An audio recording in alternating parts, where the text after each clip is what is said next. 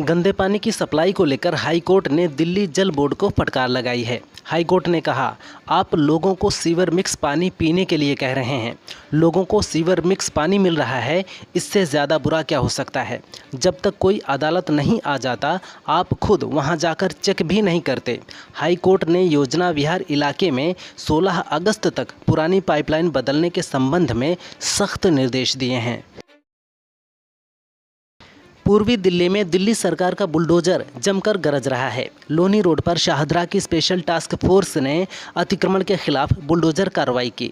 कार्रवाई में निगम, Delhi police, PWD व प्रशासन की टीम शामिल हुई। दुर्गापुरी से शाहदरा जीटी रोड तक कई खोखे व ठेलियों को गिराया गया। बताया जा रहा है कि इस रास्ते पर डीटीसी बसों को चलने में दिक्कत आ रही थी, इसलिए बुलडोजर कार्रवाई कर अतिक्रमण हटाया गया। महाराष्ट्र के सीएम देवेंद्र फडणवीस ने भाषा विवाद पर कड़ी चेतावनी दी है। उन्होंने कहा कि भाषा को लेकर गुंडागर्दी बर्दाश्त नहीं की जाएगी। मारपीट करने वालों को छोड़ा नहीं जाएगा। उन पर केस दर्ज हो चुका है, कार्रवाई की जाएगी। सीएम ने कहा, मराठी भाषा के साथ दूसरी भाषाओं का भी सम्मान है। भाषा के आधार पर मारपीट ठीक नहीं। विरोधी गलतफहमी दूर करें। राजस्थान में नागौर से सांसद हनुमान बेनीवाल को दूसरा बड़ा झटका लगा है। अब उन्हें जयपुर स्थित अपने सरकारी आवास को खाली करने को कहा गया है।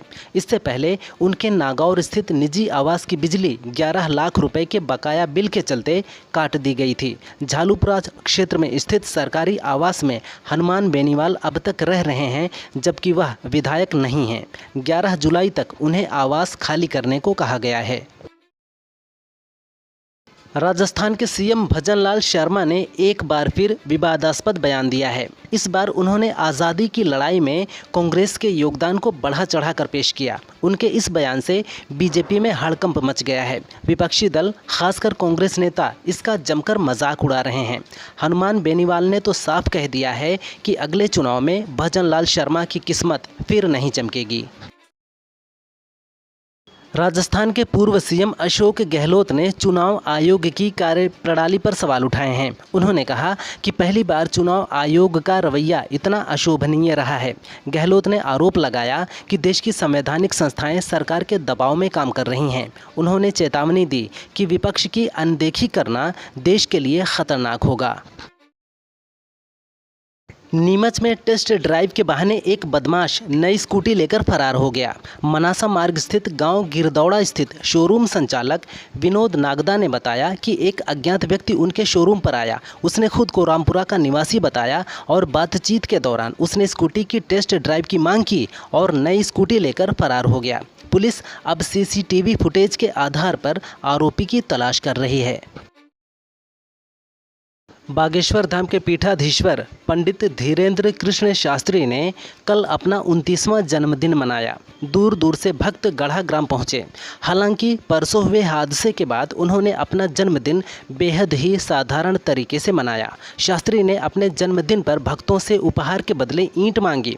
बता दें कि बागेश्वर धाम में कैंसर अस्पताल बन रहा है, जिसके लिए शास्त्री ने ईंट भेंट करने की अपील की। राजस्थान के सीकर ज़िले में एक अनोखा मंदिर है, जहां लोग अपना बायोडाटा चढ़ाकर नौकरी पाने की आस रखते हैं। नौकरी वाली करणी माता मंदिर में युवा दर्शन करके रोजगार की मन्नत मांगते हैं। यहां एक अमर वृक्ष भी है, जिस पर नारियल बांधने से हर इच्छा पूरी होती है। खंडेला क्षेत्र के खटुंदरा धाम में स्थित ये मंदिर रोजगार की आकांक्षा रखने वालों के लिए आशा का केंद्र बन गया है।